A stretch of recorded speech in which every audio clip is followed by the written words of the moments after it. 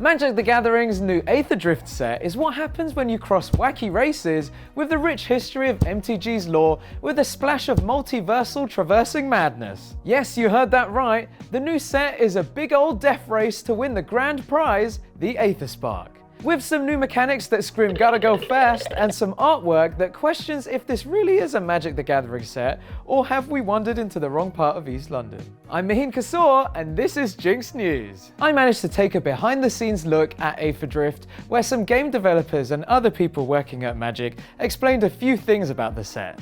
It focuses a lot on three main mechanics, and the first is Start Your Engines, where whenever your opponent takes damage, your card's speed goes up by 1, and when they reach their max speed, which is the next main mechanic we're talking about, cards will unlock special new effects. So just like in real F1, the objective is to unlock your card's strongest abilities by dealing damage to your opponent's life points. Wait, that's not what they do in motorsport? Next, you'll be telling me drag racing isn't when drag queens battle it out for the title of America's Next Drag Superstar. Anyways, the next mechanic is a big one, Exhaust. And during the behind the scenes look I had, design economist Max McCall described this mechanic as, like in movies when two cars are going really fast, then the lead car looks behind them and then realizes they've got to do something. So they downshift and the camera cuts to their hand and the clutch pops, and then it zooms back out to the car, and then you get a wide shot of the car zooming into the distance with flames coming out of the back. That's Exhaust. You can only use this ability once per game, and different creatures' exhaust works differently, like this card, Loot the Pathfinder, which has a possible 3 exhaust abilities, which basically lets you draw 3 cards, deal damage, or give you more mana. Speaking of mana, new land cards also have some new abilities. For those of you who don't know, lands are similar to energy cards in the Pokemon TCG, and if you play Pokemon TCG Pocket, it's like the energies you get for free each turn. Except in Magic, they can often come with abilities. It's all a lot to keep track of when playing,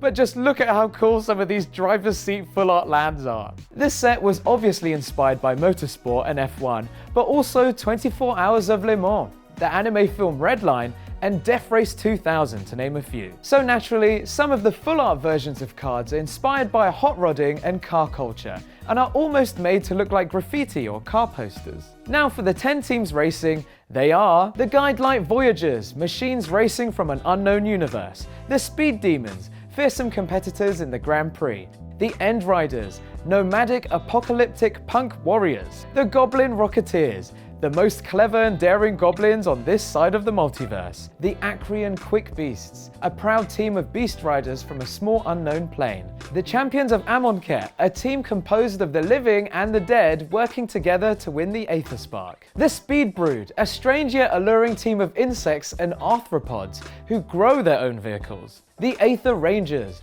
master inventors from Avishkar, the Keel Haulers, a rowdy crew of seafolk corsairs from an oceanic plane, and the Cloudspire Racing Team, winners of last year's race and with the best odds of winning again. What team are you choosing? Let us know in the comments. But enough gushing about this set though, as one worry I do have is with how it ends up playing out. With the emphasis on speed here, I really hope matches don't end up shortening down too.